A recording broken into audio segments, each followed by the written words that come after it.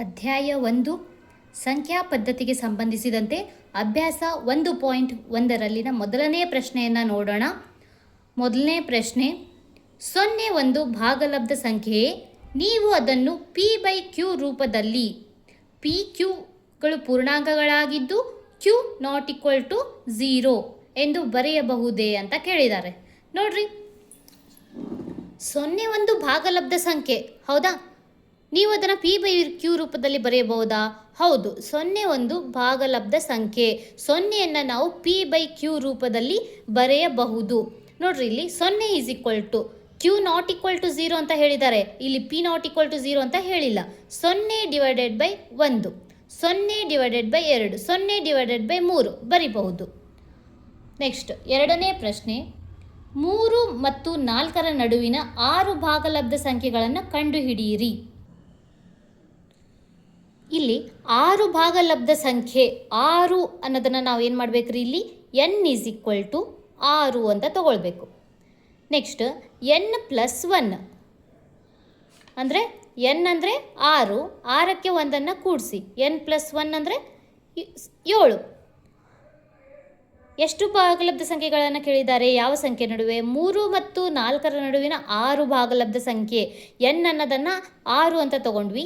n+1 ಅಂದರೆ 6 + 1 7. ಈಗ 3 into ಅಂಶ ಮತ್ತು ಛೇದವನ್ನು ಈ n+1 ಏನು ಬಂದಿರುತ್ತಲ್ಲ ಇದರಿಂದ ಗುಣಿಸ್ಕೋಬೇಕ್ರಿ. 7/7. 3 7 21, 7 ಹಾಗೆ ಬರೀತಾರೆ. ನೆಕ್ಸ್ಟ್ ಇನ್ನೊಂದು ಭಾಗಲಬ್ಧ ಸಂಖ್ಯೆ ಯಾವುದು? 4. 4 ಇಂಟು 7/7. 4 7 28/7. ಹಾಗಾದರೆ ನಮಗೇನು ಬಂತು? ಇಲ್ಲಿ 21 ಮತ್ತು 28 ಬಂತು. ಇವುಗಳ ನಡುವಿನ ಭಾಗಲಬ್ಧ ಸಂಖ್ಯೆಗಳು ಏನಾಗಿರ್ತವೆ? 3 ಮತ್ತು 4ರ ನಡುವಿನ ಭಾಗಲಬ್ಧ ಸಂಖ್ಯೆಗಳಾಗಿರ್ತವೆ. ಯಾವಂತ ನೋಡ್ರಿ, 21/7. ನೆಕ್ಸ್ಟು 22/7, 23/7, 24/7, 25/7, 26/7, 28/7.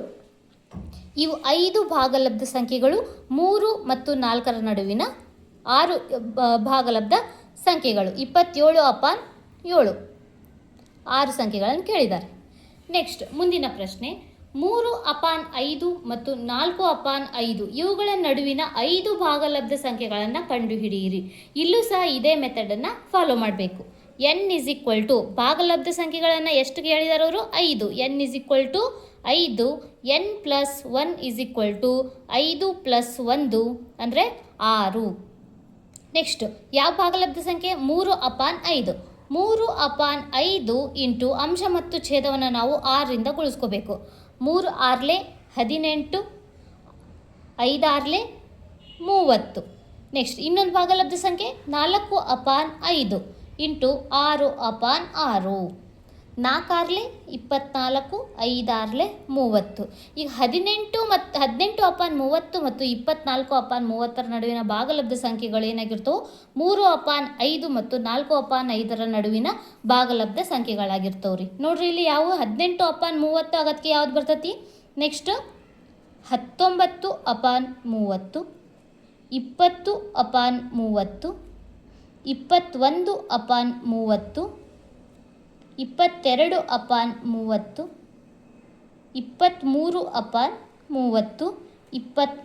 24/30. ಈ 18/30 ಮತ್ತು 24/30 ಅಂದರೆ ಅವುಗಳ ನಡುವಿನ ಭಾಗಲಬ್ಧ ಸಂಖ್ಯೆಗಳು 5.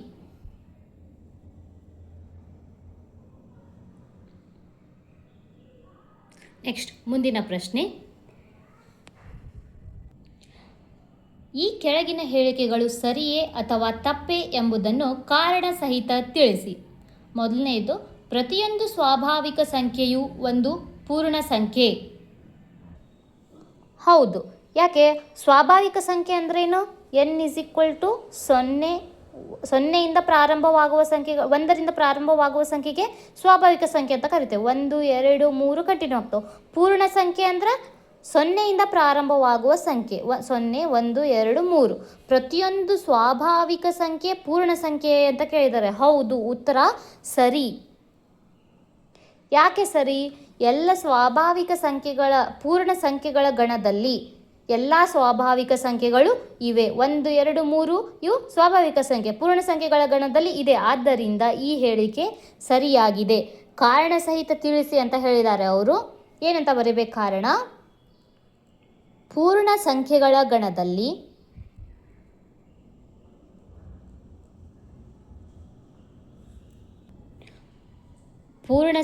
ಗಣದಲ್ಲಿ ಎಲ್ಲ ಸ್ವಾಭಾವಿಕ ಸಂಖ್ಯೆಗಳು ಇವೆ.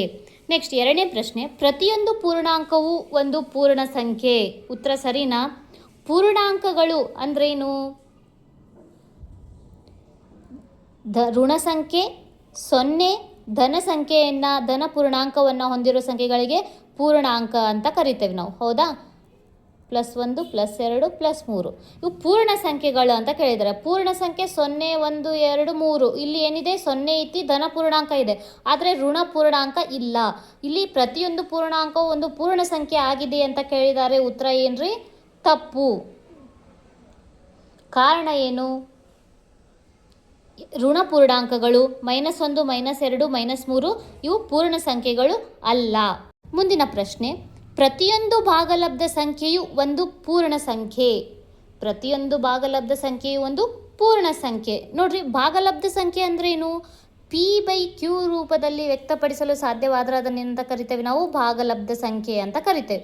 ಆದರೆ ಪ್ರತಿಯೊಂದು ಭಾಗಲಬ್ಧ ಸಂಖ್ಯೆ ಒಂದು ಪೂರ್ಣ ಸಂಖ್ಯೆ ಅಂತ ಕೇಳಿದ್ದಾರೆ. 5/4 ನೋಡ್ರಿ, ಇದೊಂದು ಭಾಗಲಬ್ಧ ಸಂಖ್ಯೆ. ಇದು ಪೂರ್ಣ ಸಂಖ್ಯೆ ಕಟ್ತಾ ಹೊಡಿರಿ. 4 ಬದಲೇ 4, 1 ಉಳಿತು, ಪಾಯಿಂಟ್ ತೊಗೊಂಡ್ವಿ. 4 2 8 ಮತ್ತು 2 ಉಳಿತು. 4 5 20 ಹಾಗೆ ಕಂಟಿನ್ಯೂ ಆಗ್ತದೆ. ಇದು ಒಂದು ಪೂರ್ಣ ಸಂಖ್ಯೆನಾ? 1.25 ಇದು ಪೂರ್ಣ ಸಂಖ್ಯೆ ಅಲ್ಲ. ಇದು ಒಂದು ಪೂರ್ಣ ಸಂಖ್ಯೆ ಅಲ್ಲ.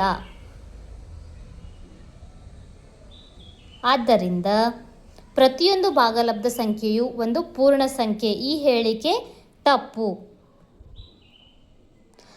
ಮುಂದಿನ ವಿಡಿಯೋದಲ್ಲಿ ಅಭಾಗಲಬ್ಧ ಸಂಖ್ಯೆಗಳು ಅಂದ್ರೇನು, ವಾಸ್ತವ ಸಂಖ್ಯೆಗಳು ಅಂದ್ರೇನು, ಸಂಖ್ಯಾ ರೇಖೆಯ ಮೇಲೆ ಯಾವ ರೀತಿ ಅಭಾಗಲಬ್ಧ ಸಂಖ್ಯೆಗಳನ್ನು ಗುರುತಿಸೋದು ಅಂತಂದು ನೋಡೋಣ್ರಿ.